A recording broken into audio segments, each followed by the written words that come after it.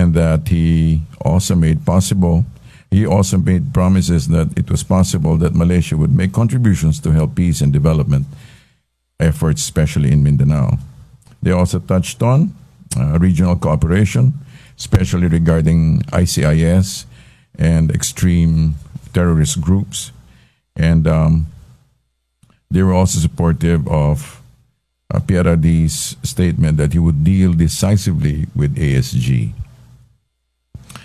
On the other hand, while they would do so, he would do so, it was also stated that the Philippine government would promote moderation to other, would use moderation in terms of exercising this pursuit. Okay. Also, it was discussed that it was also stated, floated, that Malaysia may be the first planned visit of PRRD in the region to Malaysia. All right. Next. The next point is that President Duterte met with Saturo Campo in Malacanang. The president's meeting with Saturo Campo and the NDF personalities was warm and cordial, and it set a positive-looking mode as government and the NDF are set to revive the peace negotiations in Oslo, Norway on August 20.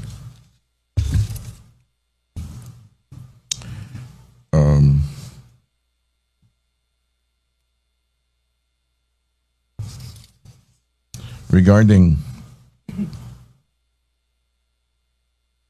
and also tomorrow will be the launch of the PCOO project called 50 First Days. It'll be launched in Davao, and it's set to highlight what PRRD has accomplished over the past 50 days. Thank you. Thank you. Our first question will come from Joseph Morong, GMA 7. Sir, sundot na kami sa Marcos. Okay. How much is the government going to spend for the burial? I don't have the details regarding the expenses. But it is the government. It will go through the various departments that will. Yun po mga Marcos sa saan gagastos? I don't know. I don't have the details regarding that. Okay, sir, just to continue on the topic. Right, Sir, okay. what does the President think of the Supreme Court petition? And will this, and the public outcry, will that maybe change his mind or nakaset na talaga? Well, let's put it this way. If the President will abide by the decision of the court, as stated by Presidential Legal Counsel Sal Panelo. Okay. Sir, how,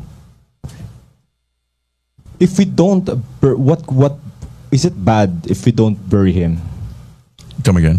Is it going to be bad if we don't bury Mr. Marcos at the libingan? Actually, those are general statements, and I don't have any opinions regarding that. But from where the president is coming from, he believes that the nation ought to move on. That is where he stands. Okay. Okay, may follow-up question about Marcos burial. Ina Andolong, CNN Philippines. Hi, sir. Sir, did the president consider having the former president buried in Batak, considering that during the time of former President Marcos, it was a condition set by the former president when he allowed the return of... I don't know if he considered that. I'm sure he was pretty aware. I suppose he was aware of that, but that was belonging to a different administration. So let's take it from where he is at this stage. Follow-up, Maricel Halili, TV5. Hi, sir. Good morning. Yes, Sir, morning. there was a resolution filed by Senator Risa Ontiveros before the Senate na parang against dun sa burial ni former President Marcos sa libingan ng mga bayani. Okay. What's your reaction about this? And would the President wait for the resolution? Let's put it this way. If there are any motions and any cases have been filed, then let it proceed, and then the president will respond as he sees fit. Okay, may follow-up question about Marcos. Other issue? Marcos, Laila Salaveria. Sir, while the Supreme Court case is pending against the burial, will the administration consider postponing?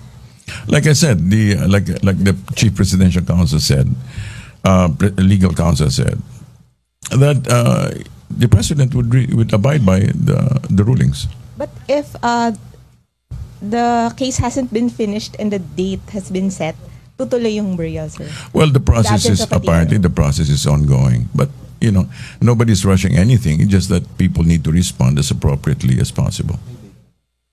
Sir, may date na pala. Wala pong official date. Wala pong official date. Okay, thank you, Laila. Other issue na? Or Marcos pa rin? Other issue? Okay, follow up. Sir, just to press on the Supreme Court ruling, Supreme Court petition.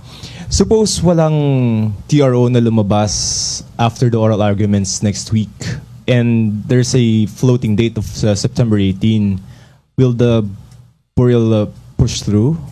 Well, like I said, it seems that everything is starting to move according to arrangements. So, unless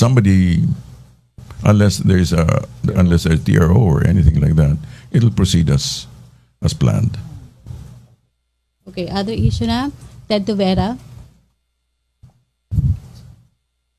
Sir, regarding po sa NDF, sir, ano po yung statement po muna or response ni President dun sa sinabi ni Jose Maria Sison kanina, sir, na he is parang nagbalik yung friendship nila, sir? Ang alin? Yung pagiging friendly nila sa isa't isa, sir. Well, let me just quote from where negotiator Landoni said. He said, in general, the relationship between the revolutionary movement and Duterte is excellent. Glitches like these, they consider it glitches or hiccups, like this can be fixed through peaceful dialogue. I suppose that's what's happening. Sir, follow-up, related ba rin po sa NDF? Yes. Sir, ano po yung expectations ng Palace knowing na may mga i-release na mga NDF detainees kung sasama po ba sila, sir, sa Oslo, sir, yung mga kailangan pumunta are being allowed to do so. Those who are needed as advisors and consultants are being given safe passage. Meron po sila tinatawag na JASIG yata. Okay. Lahat po ba yun, sir, yung 22 na yun, sir? I'm not sure about the exact number, but those who need to be there will be allowed to go. Follow up. Tina, and then Maricel about NDF. Tina muna. Tina Mendez. Good morning, sir. Morning. Yeah. The question now is, will the government be spending for the travel expenses and accommodation of the NDF panel? I'm not entirely sure about how they break it up, but they will be allowed safe passage. I mean, on the expenses. That's what I said. I'm not privy to the expenses, okay? But they will be allowed safe passage. Okay, sir. Maricel Halili. Sir, can we just have a more detailed information about the issues that was discussed during their meeting last Monday? It was more or less a closed meeting, so it was between them, I think. But why is there a need for a meeting inside the palace? I'm not entirely sure about that, Follow-up question, NDF. Other issue? Other issue na tayo? Rose Novenario. Sir, kasabay nung meeting ng NDF panel kay Presidente, o nauna o mas nahuli, ka-meeting din ni Presidente yung ibang representatives ng Lumad groups na allegedly ay nagsumbong tungkol sa harassment ng paramilitary groups and ilang security men ng isang influential religious group sa Davao City. Ano po yung instruction ni Presidente sa AFP or sa PNP regarding the issue? Wala pong details na na-release patungkol sa meeting na iyon.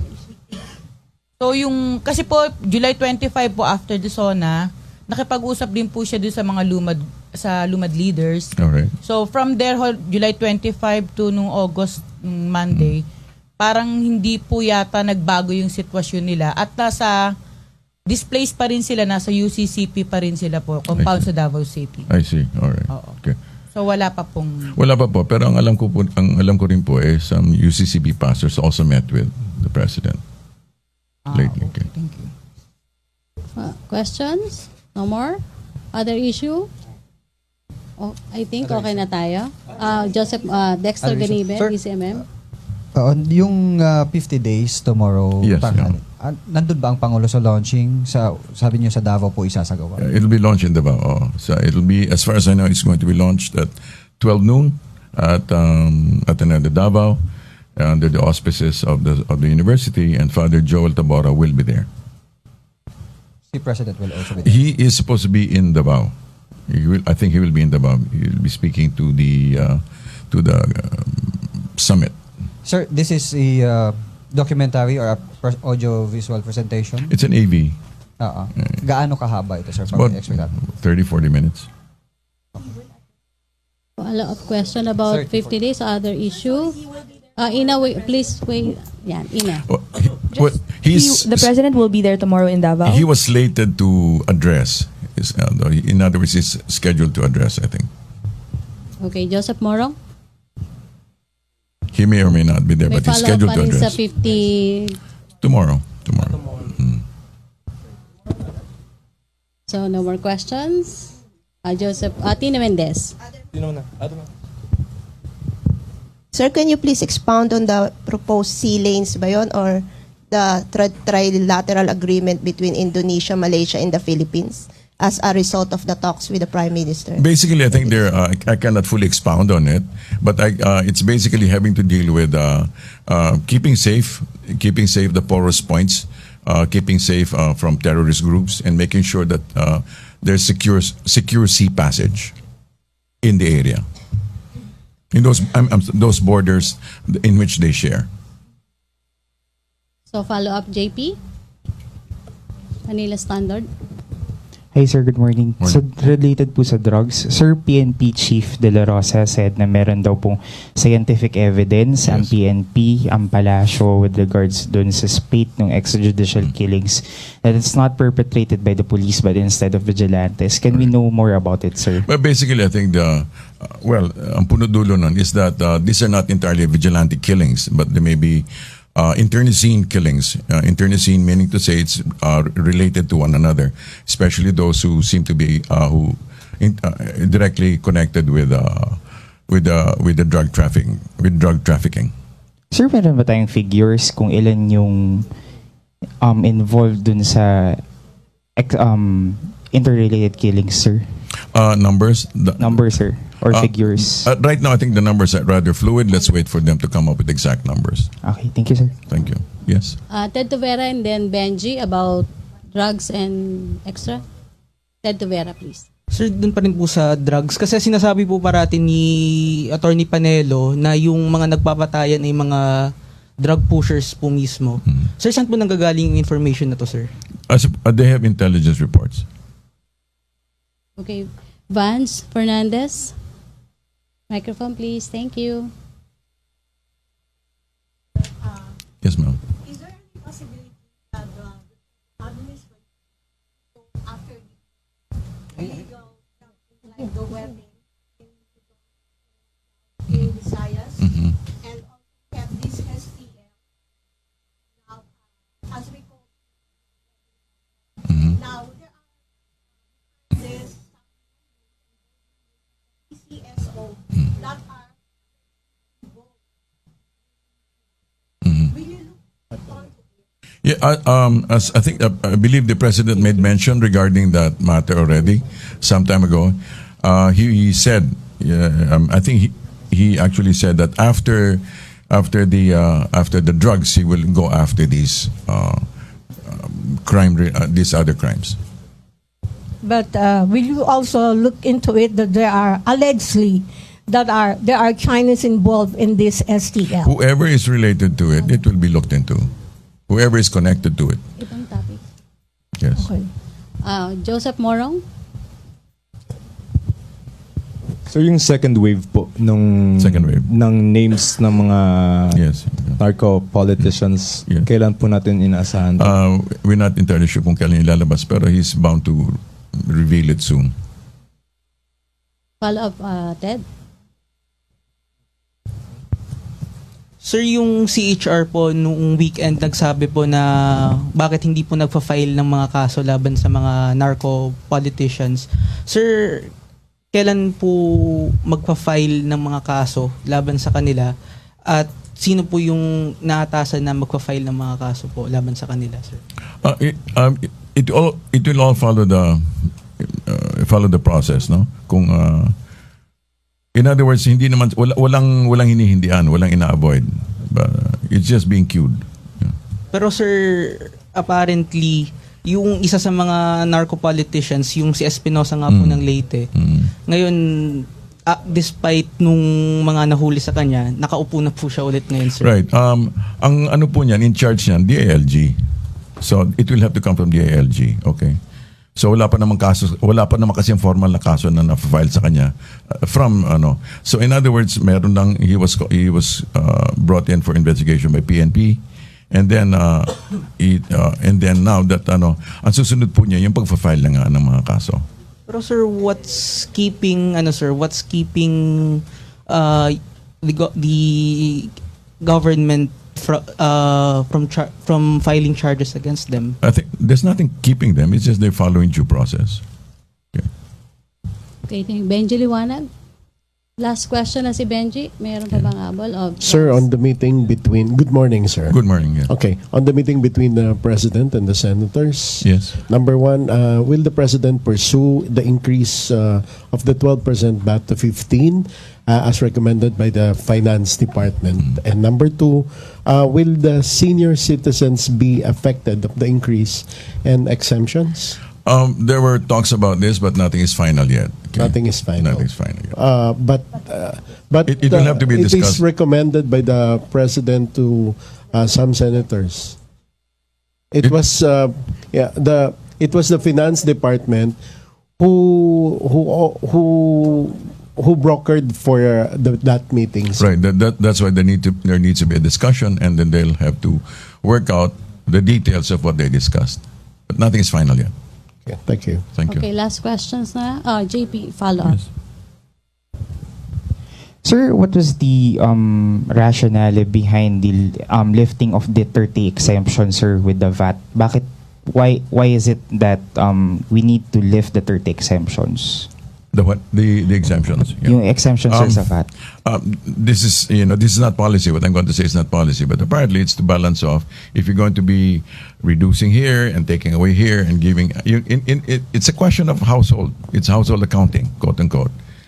Sir, meron na bang kailan po i-release ng Budget Department or the Palace yung parang tax reform package niya to Congress? I think they have it on queue already.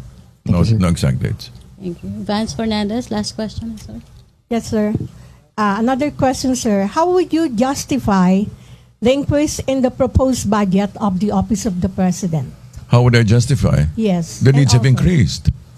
Yes, there was the needs have increased. So there's a. So what are the necessities in the increase of this Office of the President? Well, check when the budget comes out. Then basically the cost of running the government has increased. So that is basically, if you're asking for a justification, the needs have increased. Thank you. Okay, sir. Yes. So may follow-up lang si JP, pwede sa budget? Yung sa OP budget, sir. Sir, meron na bang preparations na ginagawa yung Palace? Kasi ang sabi ni Secretary Jokno was the lump sum budget, sir, yung dagdag na how many billion is for the ASEAN Summit, sir. Meron na bang initial preparations that Palace is doing for next year? Initial preparations for ASEAN Summit, sir, next year. Well, I'm sure the other line agencies, the other offices already attending to that. Okay, last question na daw talaga. Si Vance Fernandez or... Go ahead. Go ahead, sige. Maricel, go. Sir, may we know what's the objective of President Duterte's visit to Malaysia? It's part of it is really the traditional visit, it's really part of the tradition. In fact, he'd rather stay here. You'd really rather stay here, but it's part of tradition that the new president visits all, because we're also preparing for our leadership when we take over the ASEAN. That's part of the preparation. After Laos, we're going to be taking over. Pero what particular issues will be raised during his visit? Those issues, these are up to them in that sense. These are part of it is the security which has been raised, Indonesia, Malaysia, Philippine agreements regarding the porous borders, addressing terrorism, addressing economic possibilities. These are some of the talking points. Sir, ano po yung exact date ng pagbisita ni Presidente sa Malaysia? Wala po kaming exact dates for that, but the groundwork is being prepared. Pero sir, definitely this will be before his ASEAN visit. Before we take over ASEAN, which is part in September, I think. September. Follow up daw, Sir, sir. clarification lang. So, towards the end of August, we can see the President touring the neighboring ASEAN countries. Napapayag niya na ba? Come again? Napapayag na magtutur. I'm not really sure about that, but this is part of the traditional before we take over leadership of ASEAN. Okay, guys, last question. Other countries, sir, aside from Malaysia? Well, if things go as tradition goes, it should be the whole entire 7. It should be. Evelyn Quiroz. Ay, Okay. morning, sir. Sir, kasama po sa 2017 budget yung 4 na 500-bed rehabilitation centers? All right. I don't know if I should go ahead, but the already in the works are planned planned rehabilitation centers of large capacity centers. That's all I can say at this stage. Large capacity centers. Yes. So may amount, sir, kung magkano yung This is going to be a private-public partnership, so I cannot peg you down on particular amount. Sir, under DOH po ba yung magpapatupad nito or DPWH? That's under DILG po. DILG and DOH partnership. Sir, pwede pang Thank you. last 2 questions?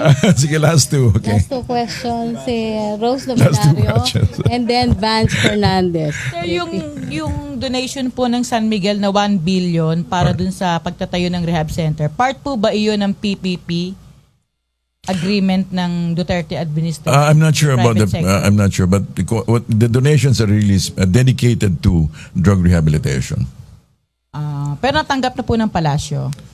Wala pong money exchange yan. Ay, natanggap na nila halimbawa yung pledge, yung cheque o kung I believe the offer, but there's no money exchange here po. Wala pong lilipat na pera. Okay, thank you.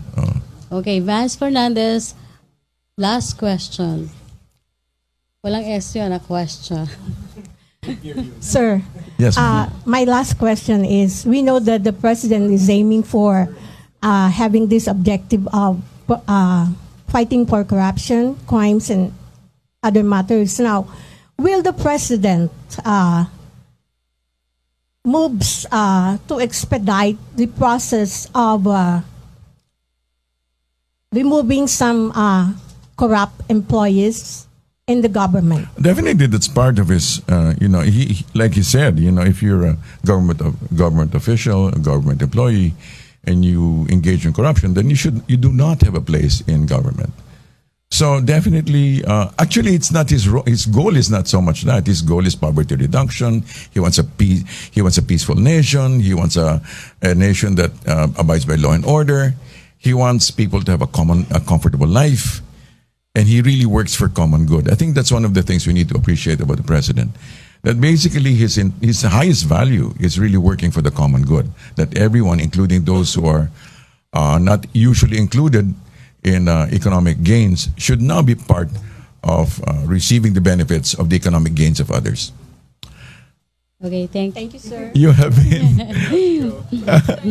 Thank you, Vance. you have been a wonderful, Thank and you. also congratulations to Happy birthday, Rocky. Thank you, guys. Thank you, Presidential Spokesperson Ernesto Abella. Thank you, Malacanang Press Corps at sa new sets of officers. Okay, thank you. Back to our main studio sa Radyo ng Bayan at PTV4. Thank you.